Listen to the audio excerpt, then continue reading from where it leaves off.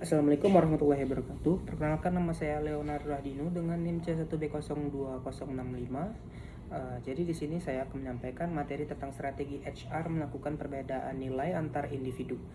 Nah, jadi dalam landscape manajemen SDM lanjutan dan perilaku organisasi saat ini, kita harus mengakui bahwa kerja adalah mozaik dari berbagai nilai individu. Nilai adalah prinsip fundamental yang memandu keputusan dan perilaku seseorang. Seseorang mungkin sangat menjunjung tinggi otonomi dan kecepatan, sementara yang lain memprioritaskan kolaborasi dan ketelitian. Perbedaan ini jika dibiarkan dapat memicu konflik, miskomunikasi, bahkan menurunkan kinerja tim. Namun bagi organisasi yang cerdas, keragaman nilai ini adalah aset strategis yang menjadi sumber inovasi dan pengambilan keputusan yang holistik. Disinilah peran strategis human resource atau bisa disingkat dengan HR diuji untuk mengelola perbedaan tersebut. Jadi kalau untuk strategi yang pertama itu ada rekrutmen dan penempatan yang berorientasi nilai. Strategi pertama HR dimulai sejak pintu masuk organisasi, yaitu melalui proses rekrutmen. HR perlu bergerak melampaui sekedar kompetensi teknis dan mulai menilai kesesuaian budaya dan nilai inti. Ini bukan merekrut orang yang sama persis, melainkan memastikan bahwa nilai-nilai dasar individu seperti integritas, etos kerja, dan komitmen terhadap pelanggan selaras dengan core values perusahaan. Setelah direkrut, HR dapat memanfaatkan alat assessment profile nilai untuk melakukan penempatan strategis.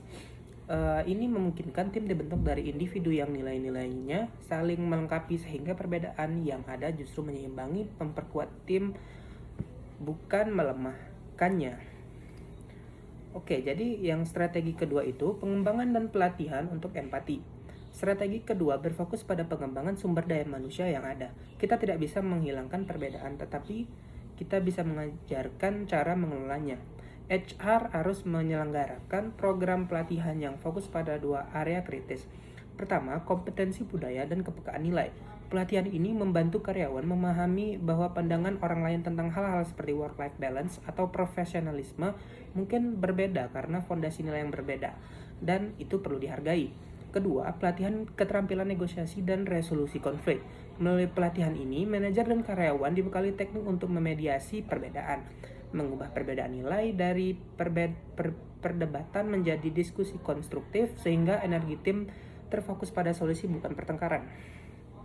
Lalu strategi ketiga yaitu menciptakan kerangka kerja dan budaya inklusif.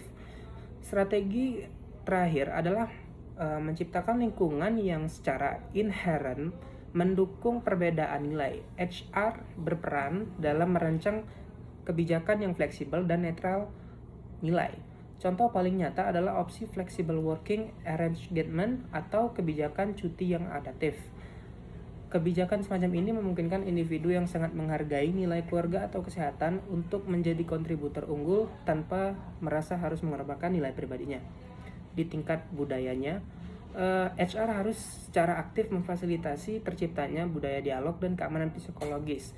Dalam budaya aman, karyawan merasa nyaman untuk menyuarakan pandangan atau nilai mereka yang berbeda, tanpa takut dihakimi atau mendapatkan konsekuensi negatif.